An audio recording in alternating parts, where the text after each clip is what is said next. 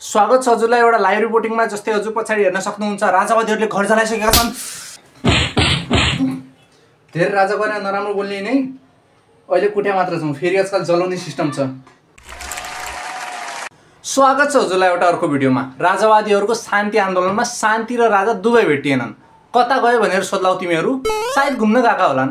अनि यो वाला आन्दोलनलाई लिड गर्ने देशका सच्चा सपूत असल व्यक्तित्व दुर्गा प्रसाई थिए। आफ्नो 5.5 अरबको लोन तिर्न नसक्ने मान्छे, सबैको लोन माफ गर्ने मान्छे रे।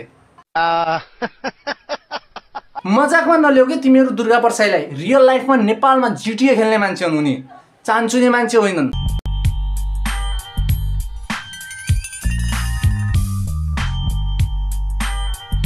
र यो वाला शान्ति आन्दोलनका केही हाइलाइटहरू सुन तिमीहरू।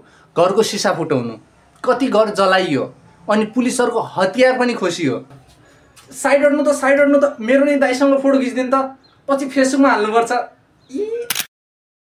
तिमीहरूले सानैदेखि एउटा भनाइ सुनेको होला, चोक्टा खान गएकी बुढी झोलमा डुबेर मरी। यस्तै यतानी छ, देश बचाउन हिँडेका दाइ दारू चोरेर मक्ख, देश बचाउन गएकी काकी कुर्ता चोरेर मक्ख, सबै नेतालाई चोर भन्ने बाजे फलफुल चोरेर मक्ख।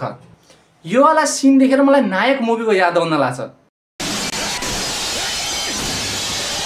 दो टीवी कहाँ ले जा रहा है? एक घरवाली के लिए, एक बाहर वाली के लिए, एक और ले जा रहा अपनी साली के लिए। क्या करेगा साहब? तीसरा हाथ नहीं है ना? तीसरा हाथ दूं क्या?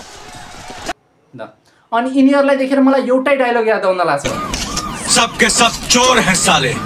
म भन्छु यो देशको विकास रोक्ने भनेको ट्राफिक लाइटले हो के, त्यही हो मेन जिम्मेवार। गणतन्त्रवादीहरू तिमीहरू बुझ्ने होइनौ, बुझ्ने भनेका राजवादी मात्र हुन्।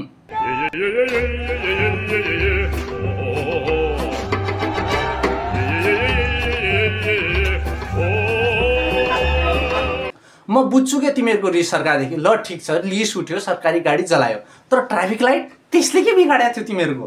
यी भेडाहरूलाई यति पनि थाहा छैन कि सरकारी गाडी तिमीहरूकै ट्याक्स ल्याउने, त्यसमा तेल तिमीहरूकै ट्याक्स ल्याउने भन्ने कुरा। अस्ति म नि गएको थिएँ राजावादीहरूसँग मिल्छु, आन्दोलनमा भर्ती हुन्छु भनेर, तर उनीहरूले भन्दै कि हे तसँग दिमाग छ, त एन्ट्री छैन यता, अनि रिजेक्ट गरिदिए मलाई। अब कस्तो तनाव हुन लाग्छ मलाई अस्तिबाट तिमीहरूलाई के त।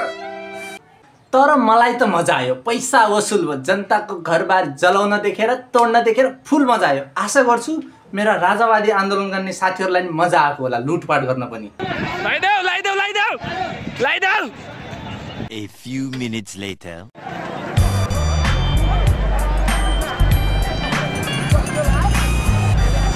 त्यो पछाडिबाट लगाइदे भन्नेवाला देशका सच्चा सपूतलाई मेरो तर्फबाट सलाम छ। मेरा राजावादीहरूलाई म यो भन्न चाहन्छु कि कहिले राजाको नाममा लड, कहिले धर्मको नाममा लड, कहिले हिन्दू राष्ट्रको नाममा लड, र कहिले यदि झोलीहरूले पैसा दियो भनेपछि मासुभात खाएर पनि लड।